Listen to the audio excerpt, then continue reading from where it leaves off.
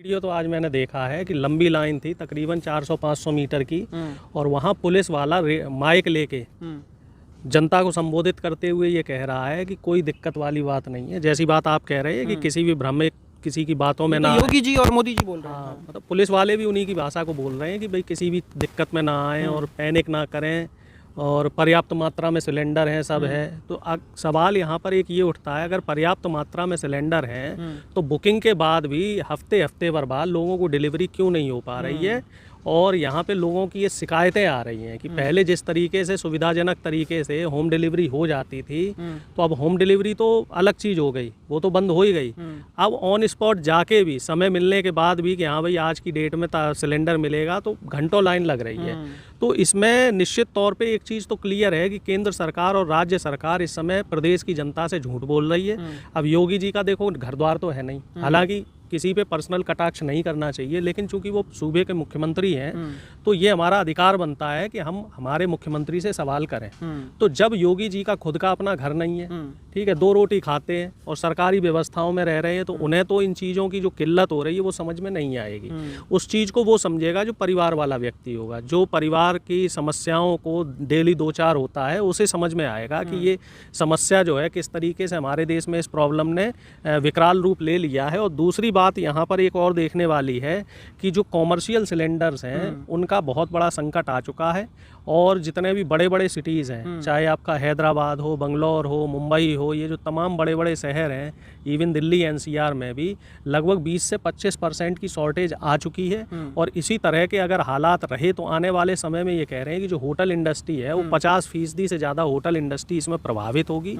और उसके पीछे जो वजह है वो ये बताई जा रही है कि 28 से ज़्यादा जो हमारे जहाज़ हैं जिनसे गैस और तेल आता है, तो वो स्ट्रेट ऑफ उसमें जो खाड़ी है ईरान वाली, स्ट्रेट ऑफ हार्मोन्स जो बोलते हैं, तो वहाँ वो फंसे हुए हैं। और अभी तक मात्र वहाँ से 2 जहाज़ की परमिशन मिली है और 2 जहाज़ ही यहाँ पे आ पाए हैं, जबकि रेगुलर जो आने जाने का जो प्रक्रम रहता है तो उसको ये बताते हैं कि मात्र 20% ही आपूर्ति हो पा रही है। और प्रधानमंत्री ने एक बयान और भी दिया है, प्रधानमंत्री ये कह रहे हैं कि हमारे पास 24 या 25 दिन तक का स्टॉक है। तो जब 24-25 दिन का स्टॉक है तब ये हालात हैं। सपोज़ कीजिए अगर ये युद्ध ईरान और अमेरिका का ये युद्ध अगर मान लीजिए और 15 दिन खिंच गया, तो ये स्थितियाँ कितनी विकराल रूप ले लेंगी और जो इस तरह की अव्यवस्थाएं हैं उनमें कितनी समस्याएं आ जाएंगी। अब इसमें जो एक देखने वाली बात और ये है, वो ये है कि जो देश के पेट्रोलियम मंत्री हैं, देश के जो विदेश मंत्री हैं, हमारे गृह मंत्री हैं, हमारे प्रधानमंत्री हैं, इन्होंने ईरान से अब तक बात क्यों नहीं करी।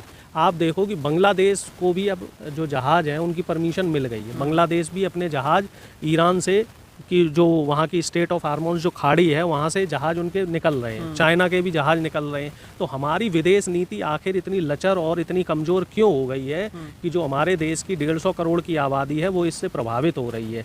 और जब संसद में लेकर इसको सवाल करता है, समाजवादी पार्टी के लोग सवाल करते हैं, कांग्रेस के लोग सवाल कर रहे हैं, राहुल गांधी जी ने भी सवाल किए हैं, अखिलेश यादव जी ने भी किए हैं, तब बीजेपी के लोग जो है वो बगले झांकते हुए नज़र आ रहे हैं। बीजेपी के लोग साफ तौर पे ये कहते हुए नज़र आ रहे हैं तमाम जगह, चाहे मीडिया की डिबेट हो, चाहे और तमाम सवालात हो, सब जगह ये कह रहे हैं कि जो मीडिया माफ़ कीजिएगा, जो विपक्ष है वो र्यूमर फैला रहा है। तो ये सवाल जनता के सवाल हैं, ये कोई विपक्ष के सवाल नहीं है। चूल्हे और उपले तैयार कर लो, हो ही रहे हैं। तमाम जो ढाबा हैं उत्तर प्रदेश के, वहाँ से ऐसे विजुअल्स आ रहे हैं। ANI ने भी तमाम जगह इंटरव्यू लिए हैं जहाँ पर भट्टियाँ बनाना तैयार कर दी हैं, और उपले और चूल्हे और जो लकड़ी है, जो पारंपरिक तरीके से जो भोजन बनाने के जो तरीके हैं उनका इस्तेमाल प्रदेश के जो लोग हैं वो करना शुरू कर चुके हैं। कई जगह से ऐसे भी वीडियो आ रहे हैं कि घर में भी अब उपले और लकड़ी लेके लोग आ गए हैं और घर में जो पहले मिट्टी के चूल्हे हुआ करते थे उन चूल्हों पर रोटी बनाने की तैयारी कर रहे हैं। तो ये विदेश नीति स्ट्रॉन्ग कैसे हो गई अगर इतनी एकदम से, अगर कोई नहीं तो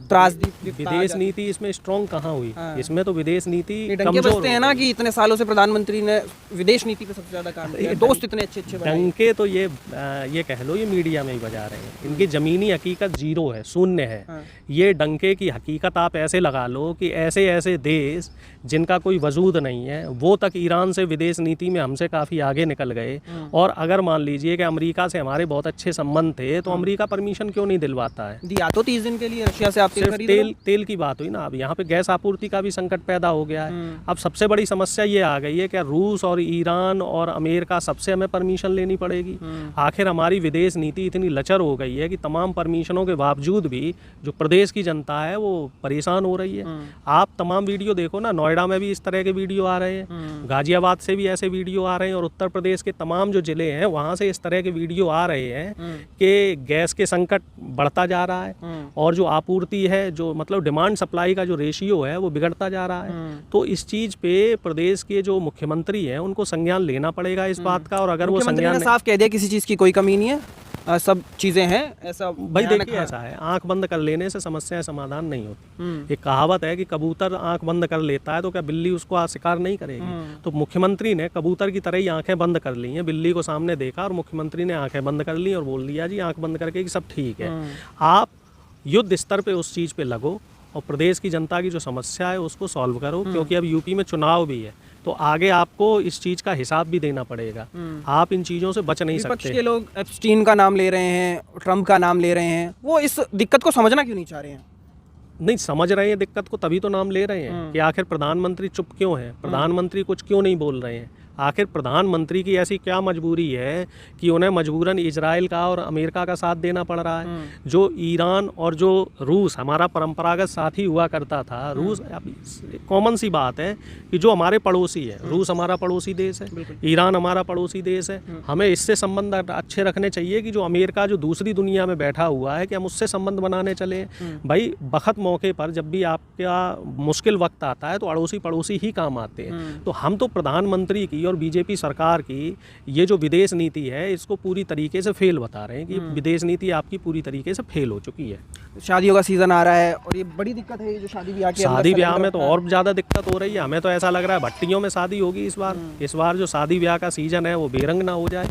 क्योंकि तमाम ऐसे पहले भी मौके रहे हैं, चाहे वो नोटबंदी के दौरान लाइन लगवाई हो, चाहे कोरोना के दौरान ऑक्सीजन के लिए लाइन लगवाई हो, ये प्रधानमंत्री और ये जो सरकार है ये लाइनें ही लगवा रही है और प्रदेश की जनता और देश की जनता को इन्होंने परेशान करने का ठेका उठा रखा है। सवाल है पनौती आ गई है कि देश के ऊपर जब से प्रधान, ऐसे लोग कह रहे हैं जब से ये सरकार आई है तभी से देश के ऊपर आपदा और पनौती आ गई। और इस बात को हम थोड़े ही कह रहे हैं, अब प्रधानमंत्री कहेंगे कि विपक्ष हमें बदनाम कर रहा है पनौती के नाम पर। अरे भैया, तुमने जो विदेश नीति है और तुम्हारी जो दूरगामी सोच है उसी में कमी है। इसी वजह से प्रदेश की जनता को इस तरह की तकलीफ़ों का सामना करना पड़ रहा है और उसको भी तुम मास्टर स्ट्रोक बता रहे हो। एक तरफ तुम ये कह रहे हो कि हमें ईरान ने हमें परमिशन दे दी है, दूसरी तरफ ईरान ट्वीट करके इस बात का खंडन करता है। तो आखिर जनता के सामने तुम पूरे वैश्विक मंच पर अपना मजाक क्यों उड़वा रहे हो, क्यों झूठ बोल रहे हो? हर जगह झूठ काम नहीं आता है। देश का मसला हो तो वहाँ आप झूठ बोलोगे तो वो समझ में आता है, लेकिन विदेशी मसलों में भी आप झूठ बोलोगे तो आपका झूठ पकड़ा जाए।